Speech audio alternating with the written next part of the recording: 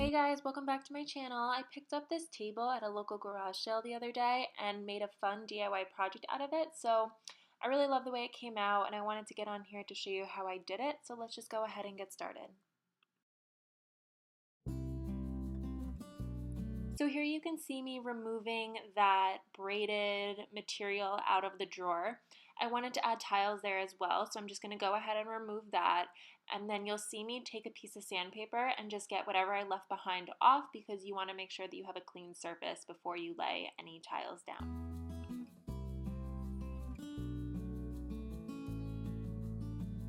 Now I'm just going to go in with a spray paint. You can use whatever finish you like. The table came matte and I'm using a glossy finish, and I will say that you could see the difference in some parts just because when I was sanding the table, not all of the old paint came off, but I think that was because the wood itself is a faux wood. I don't think it was a true wood that was painted black.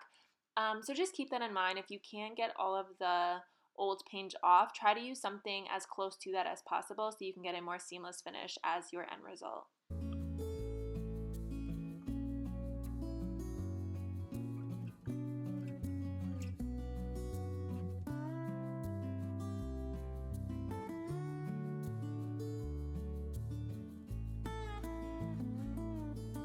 Now that everything is clean and prepped, we can start laying down our tiles. I am not going to glue anything yet. I want to just lay it down and get an idea of what I'm going to do.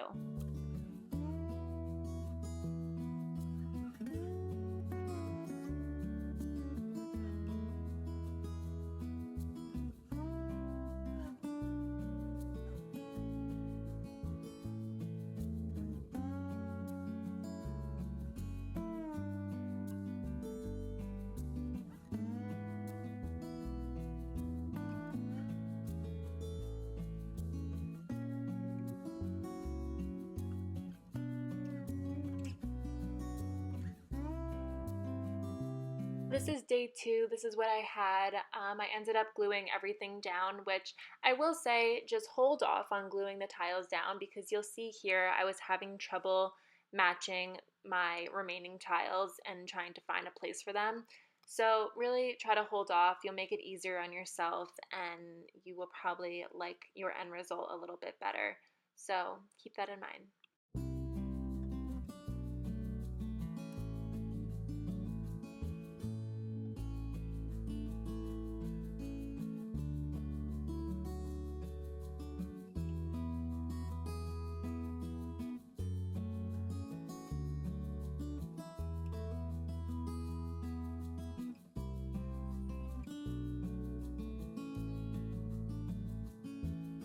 So the drawers are definitely my favorite part of this entire project. I used only ceramic tiles and broke them up and put them back together how I thought fit and looked nice.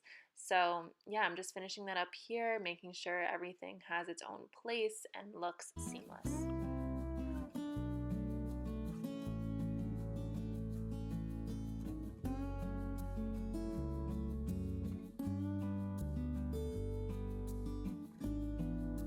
Now it's time to grout. Remember to read the instructions on the side of the bag. You want to make sure that you're mixing the right amount of water into the grout to get the proper consistency.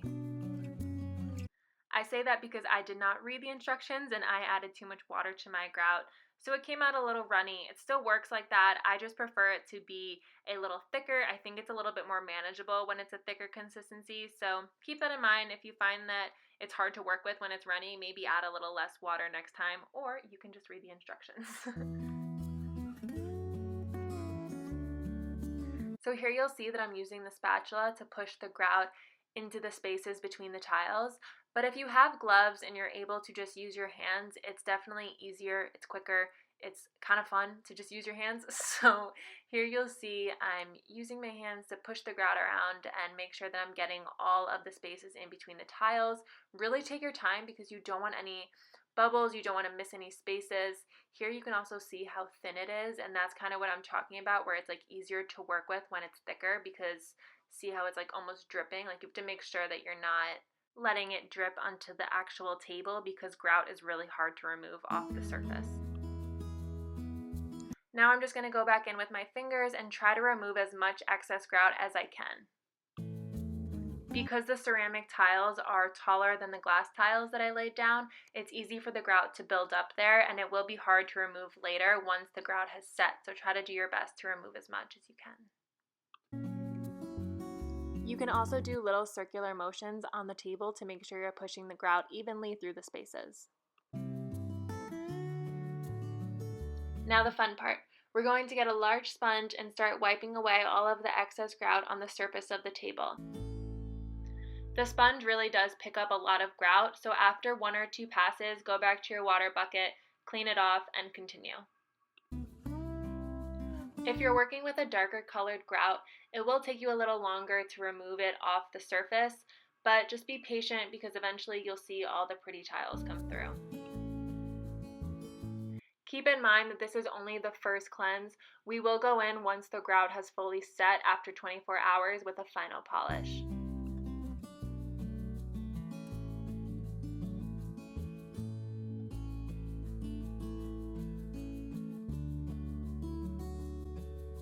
A little coffee break from my favorite assistant.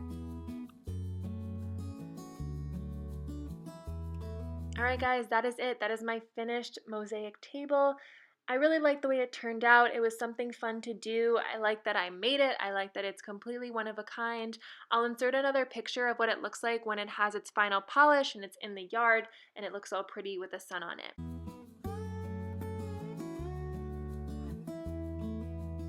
I hope this video was helpful and you learned something from it. If you did, please give it a thumbs up and subscribe to my channel for future videos. Alright, thanks for watching. Bye!